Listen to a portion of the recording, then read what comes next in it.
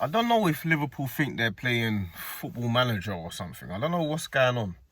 I don't know if they think they're playing Premier Manager, if they think they're playing FIFA. I don't know what's going on. Liverpool have inquired for Isak, and I'm seeing rumours of 120 million. Now, personally, I don't think they're going to get Isak. I think Newcastle are going to stand firm. That's why there's these little statements going out about Ekatike. We're going for Ekatike to play with Isak and stuff like that. Isak doesn't seem like a problematic player. So I personally don't think Liverpool are going to get him. But, one, you never know. Especially in this world, anything can happen. But two, what this does show is that Liverpool, and what it shows to all the other owners and all the other big clubs around the world, it shows that Liverpool mean business. That's what this means. It's not so much about, yes, they're going to go for Isak. Whether they get him or not is a different matter. But going for Wirtz and Isak in the same window shows everyone around the world that you mean business. That's what that means. It means that you're out to play gamble time. It's gambling time. Because FSG have got this reputation of not spending money and being penny pinchers. So I don't know what's going on. I don't know if they want to, because obviously a lot of tragedies happened to that club. You know what I'm saying? It's been so emotional with that club. And I think maybe they're just they're trying to say, you know what? Life is short. Anything can happen. They're probably going with that mindset of anything can happen. Let's go and do something for these fans, because these fans have been through a lot. Not just this summer, but as a club as a whole in their history. So let's go and let's actually probably maybe galvanize them and made them feel like, you know what, life is short, man. So I don't know if it's that kind of mentality, but they mean business. You even inquiring for Isak after you bought Wirtz for 116 million, that sends shockwaves through the football world. Because could you imagine going to Anfield and having to play against Salah and Isak? Could you imagine that in the front line? Not to mention another 10 to 15 goal a season player in Gakpo on the other side. Let alone having Wirtz creating behind them. And then once you get past that, you've got to get past Van Dijk and Alisson. Could you imagine going to Anfield playing against that team? A team that are already one of the hardest teams to stop that onslaught. When they start, momentum swings and the onslaught comes. Could you imagine having Salah and Isak to deal with at the same time? Could you imagine that? That's crazy. Now, like I said, I don't think that Newcastle are going to sell Isak.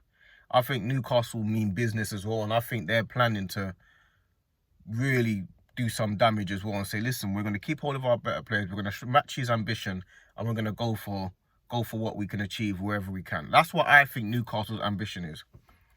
But Liverpool's ambition is to dominate the league for the next 5 years. Clearly. Because for the fact that you're even inquiring about Isak, that means that if he is available, or he does have... Because what this does, it sends a seed into Isak to say, Isak knows he can go to virtually any club in the world. He knows that. But he doesn't know if you want him. If you start inquiring about him, that now starts sending a little bit of a, do you know what? Should I go Liverpool? Nah. Maybe not. It's that type of thing. Then the talking starts. You got to remember, there's still a long way to go in this window. There's a long way to go in this window. This window has just begun, really. It's only because it opened a little bit for the Club World Cup and then whatever. It's still a long way to go. There's a lot of twists and turns to happen. We see here Liverpool going for Rodrigo as well. Like, oh yeah, they could do for Rodrigo maybe. I'm thinking, what's happening there? Liverpool, what's going on there? What's happening there? Is it just, let's just go for everyone that's the best player in the world?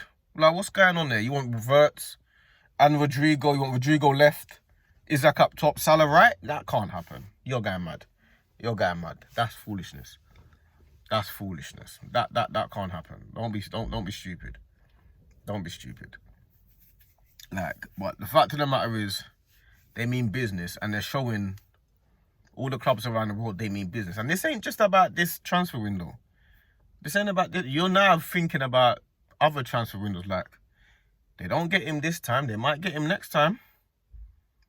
They might get Verts next time, or not Verts, sorry, Isak next time, or if it's not Isak, it might be the next hottest striker next summer.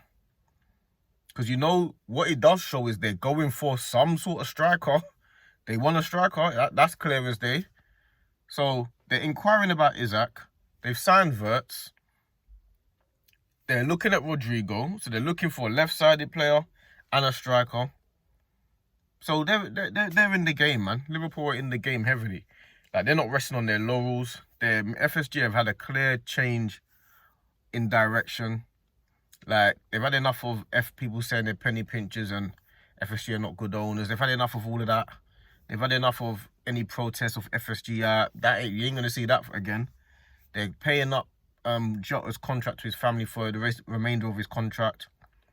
You cannot knock that. That's serious loyalty and stuff that they're doing. They're looking after his family for as long as they can, as much as they can. You have to respect that. They've got a mural outside the ground. I think it was outside the ground where you can go and sign the wall and stuff. Then they've got the book at the ground where you can go and sign the book and that for Jota and his family as well. So Liverpool are being a real classy club right now. Not only are they being classy, they're now matching the ambition of the fans and on the football side. They're doing everything right this summer. You can't knock Liverpool this summer. This summer they're doing everything right. They're matching everything that they feel that needs to be matched and achieved at this club. They're not resting on their laurels. They re-signed Van Dijk. They re-signed Salah. It's only Trent that really is the only issue. They've signed Kirkes, one of the best left-backs in the league. Signed Frimpong, regardless of whether you say he's a good right-back or not. They signed him immediately and got that position sorted. So Liverpool, you can't knock this club right now, man. They're doing everything right now. And really and truly, as much as we feel like, yeah, Liverpool, there are rivals, Arsenal, especially in the title race. Not our direct rivals, but there are rivals for the title and stuff like that. Like, you got to respect this club, man. You got to respect this club. You got to respect them. They're doing everything they can do to do the right thing. You got to respect this club, man. They're doing all the right things on the emotional side of it and on the football side of it. They're doing all the right things. They're showing all the... And even it's a mess. They're sending statement messages to rivals. Like, you think we've won the league and then, oh yeah, Arsenal sign Gyökeres and maybe go and get Zubimendi and stuff like that. And Arsenal now think that we're now favourites for the title. No way. We're signing Verts, Kirkes, Frimpong. We're looking at Rodrigo. We're trying to get Isak. They're like, you lot ain't catching us. That's the mentality that Liverpool got right now. No one is catching us. Man City is signing bare players, yeah? Say no more. Let's go to war. That's what Liverpool are on right now. This is like real American, you know, like patriotic Americans. Now they're coming out to play. Now their attitude's coming out. So they ain't playing about, man. Liverpool ain't playing about. They're not businessing right now. They're not on this joke thing right now. You got any team that's really interested in trying to catch up and overtake Liverpool, you're gonna have a hard time doing it. And I think they really want this number 21. They want to go ahead of Man United, because that's a big thing. Man United and Liverpool, like Arsenal, City and all these teams and Chelsea, we don't have this rivalry with each other because we just haven't won enough Premier Leagues. Liverpool, Man United won 20 Premier Leagues each. So, and it's been taking a long time for Liverpool to get even with Man United. Liverpool fans are now saying, well, we're bigger than Man United now. Because they feel like they've caught up and there's this and there's all other factors that they feel that they're bigger than. So you don't want Liverpool getting 21 and then now they just be like, we're ahead. It's been above 21 above Man United is a big thing. It's a big thing. And I think the Liverpool owners, they're deciding, you know what? We want this 21. We want this 21. It's the least that we can do for what's been going on in what's happened this summer. You know what I mean? With the tragedy and the passing of Jota and his brother. So I think like they're going to decide to go for it. They deserve it. But like I said, I don't think Isak's going to leave personally. But one thing I do know is that they're going for it. And them going for it is a big deal. So I hope they don't get him, and I hope Newcastle keep hold of him. I hope Newcastle stick to their word, and I think they will, because I think Newcastle are trying to do the same type of thing and not mean business as well. But you got to give props to Liverpool, man, and the owners, because right now they're saying you have to catch us, and we're trying to go further ahead. They're playing no game. So yeah, that's my thoughts on this crazy inquiry, because it is crazy going for Isak, for real.